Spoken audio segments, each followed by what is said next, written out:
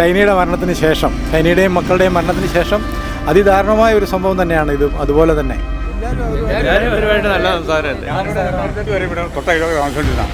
എൻ്റെ പിള്ളേർ ഒരേ പ്രായമാകും. എൻ്റെ മോന് ഒരു വയസ്സ് കുറവുണ്ട്. ഇളയ പെണ്ണാണെങ്കിലും മോടെ കൂടെ പഠിച്ച ഒരു പ്രായത്തിൽ പഠിച്ച പിള്ളേരെക്കുറിച്ചൊന്നും ഒരു മോശമോ ഇവരെക്കുറിച്ചൊന്നും നമുക്ക് പറയാനില്ല. ജിസ്മോളിലൂടെ വന്ന കാലം തൊട്ട് നല്ല രീതിയായിരുന്നു. ഈ അടുത്ത ദിവസവും വരെ കണ്ടപ്പോഴും എപ്പോൾ കണ്ടാലും വിളിക്കും വർത്താനം പറഞ്ഞ് നല്ല ഇന്നും കണ്ടതാ. രണ്ട് പിഞ്ചു കുഞ്ഞുങ്ങളെ ആയിട്ടൊരു അമ്മ ഇങ്ങനെ ചെയ്യണമെങ്കിൽ മാനസികമായിട്ട് എന്തെങ്കിലും ബുദ്ധിമുട്ടുകൾ ഏതെങ്കിലും തരത്തിൽ നിന്നുണ്ടായിട്ടായിരിക്കുമല്ലോ. അങ്ങനെ ഒരാളല്ല. ജിമ്മിയെ സംബന്ധിച്ച് അങ്ങനെ പറയാൻ പറ്റില്ല. ജിമ്മിയെ നമ്മൾ എന്തുവരായിട്ട് ഒരു മനുഷ്യനോട് കൂടുമ്പോൾ മോശമായിട്ട് സംസാരിച്ച പോലും ഞാൻ കേട്ടിട്ടില്ല. അപ്പോൾ ഇങ്ങനെയൊരു സംഭവം കേട്ടപ്പോൾ നമ്മൾ വിശ്വസിക്കാൻ പാടാം. എൻ്റെ ഇളയ മോള് കഴിഞ്ഞ ദിവസം ഇത് കേട്ടപ്പോഴും എന്നോട് പറഞ്ഞു. എൻ്റെ അപ്പോൾ അത് അവളോട് ഒത്തിരി നേരം വർത്താനം പറഞ്ഞു, സംസാരിച്ചെന്നൊക്കെ പറഞ്ഞു കാര്യങ്ങൾ. അതായത് അത്ര നല്ല ബിഹേവിയറാണ്, ഇടപെടലൊക്കെ അത്ര വളരെ നന്നായിട്ട്. ഇതിപ്പോൾ രണ്ടെണ്ണം അടുത്തടുത്ത് വന്നു എന്ന് തന്നെയല്ല, ഇത് രണ്ട് ജ്ഞാനായക്കാരാണ്. അതായത് ഒന്ന് ഷൈനിയും ഒന്ന് ജിസ്മോളും. അപ്പോൾ അതുകൊണ്ടാണ് ഇപ്പോൾ ഈ പറഞ്ഞ യൂട്യൂബ് ചാനലുകാരും മറ്റ് ചാനലുകാരും എല്ലാവരും ആവശ്യം ചോദിക്കുന്ന ഇതാണ്. എല്ലാവരും ഇതന്നെ കോട്ടയത്ത് ഇങ്ങനെ ആത്മഹത്യ ഒരു ട്രെൻഡാണത്. ഒരു പ്രോബ്ലം ഇതുവരെ കഴിഞ്ഞ ആഴ്ച പള്ളിയിലുണ്ടായിരുന്നു. പിന്നെ വളരെ വിഷമമുണ്ട് നാട്ടിലുള്ളവർക്ക്. സത്യാവസ്ഥ പുറത്തു കൊണ്ടുവരണം എന്നില്ല. അത് ഞാനത് അതിന് മറുപടി പറയുന്നത് സങ്കടമുണ്ട്. നല്ല സങ്കടം തീർച്ചയായിട്ടും.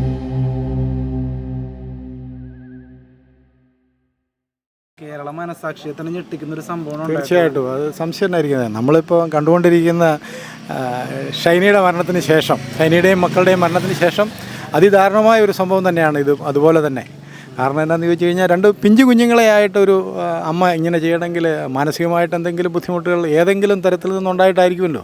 എന്താണെന്ന് നമുക്കറിയത്തില്ല. ഇപ്പം ഞങ്ങൾ പലരോടും പറഞ്ഞു, പലരോട് ചോദിച്ചതിൽ നിന്ന് മനസ്സിലാക്കിയ കാര്യം എന്താണെന്ന് ചോദിച്ചു കഴിഞ്ഞാൽ ഇവരെക്കുറിച്ച് ആർക്കും ഒന്നും മോശം പറയാനില്ല. ഒരു തരത്തിൽ അവർക്ക് ബുദ്ധിമുട്ടുകൾ, സാമ്പത്തിക ബുദ്ധിമുട്ടില്ല, ശാരീരിക ബുദ്ധിമുട്ടുകളില്ല, അതായത് മറ്റ് അസുഖങ്ങളോ അങ്ങനെയൊന്നും ഇവർക്കൊന്നുമില്ല. ഭർത്താവ് ജോലി ചെയ്യുന്നുണ്ട്, പുള്ളിക്കാരത്തേക്ക് ജോലിയുണ്ട്, അഡ്വക്കേറ്റാണ്, ഹൈക്കോടതിയിൽ പ്രാക്ടീസ് ചെയ്യുന്നുണ്ട്, സ്വന്തമായിട്ട് പ്രാക്ടീസ് ചെയ്യാനുള്ള സൗകര്യങ്ങളുണ്ട്, ഓഫീസുണ്ട് എന്നൊക്കെ പറഞ്ഞുള്ള അറിവുള്ളൂ. കേട്ടോ, വ്യക്തതയൊന്നും എനിക്കിതിനെക്കുറിച്ചില്ല. നമ്മളിവിടെ കേട്ടറിവുകളേ ഉള്ളൂ.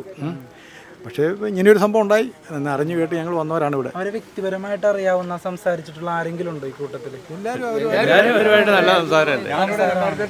തൊട്ടയിലൊക്കെ താമസിച്ചുകൊണ്ടിരുന്നതാണ്. എൻ്റെ പിള്ളേർ ഒരേ പ്രായമാകും. എൻ്റെ മോന് ഒരു വയസ്സ് കുറവുണ്ട്.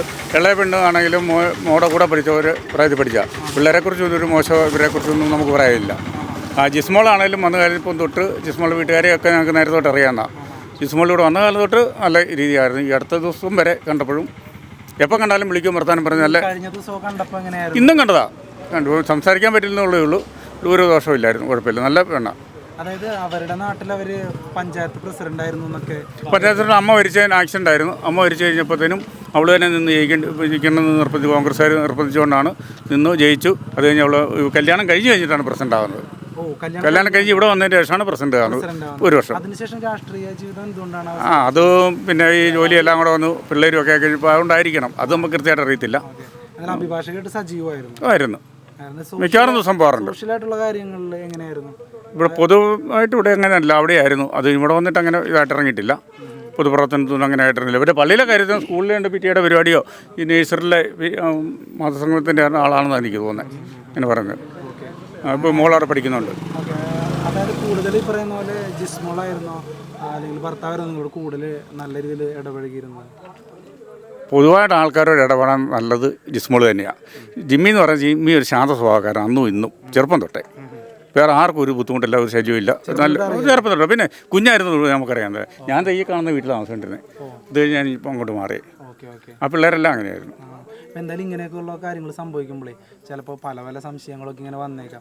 അപ്പോൾ അത്തരത്തിൽ സംശയം തോന്നുന്നവരോട് ഇപ്പോൾ ജിമ്മിന് വല്ല ഭയങ്കര ക്രൂര മനോഭാവമുള്ള ആളാണോ? അങ്ങനെ ഒരാളല്ല. സംശയങ്ങൾ ഉണ്ടാവുമല്ലോ. ജിമ്മിയെ സംബന്ധിച്ച് അങ്ങനെ പറയാൻ പറ്റില്ല. ജിമ്മിയെ നമ്മൾ എന്തുവരായിട്ട് ഒരു മനുഷ്യനോട് കൂടുമ്പോൾ മോശമായിട്ട് സംസാരിച്ച പോലും ഞാൻ കേട്ടിട്ടില്ല. അല്ലേ, വളരെ മാന്യമായി തന്നെ. അത് വെച്ചറിയാം. എന്ത് ജോലിയാണ് ചെയ്യുന്നത്? ബിടെക് കഴിഞ്ഞിട്ട് ഇപ്പം മെയിൻ്റനൻസ് വിഭാഗത്തിലാണ് നമ്മുടെ കാരിത്താസിൽ. ഹൈക്കോടതി അഭിഭാഷക കൂടിയാണ് ജിസ്മോൾ തോമസ്. അവരുടെ കുടുംബമായാലും നല്ല സമ്പന്നമായ ഒരു കുടുംബമാണ്. സാമ്പത്തികപരമായ മറ്റു പ്രശ്നങ്ങളോ അങ്ങനെ ഒന്നുമല്ല.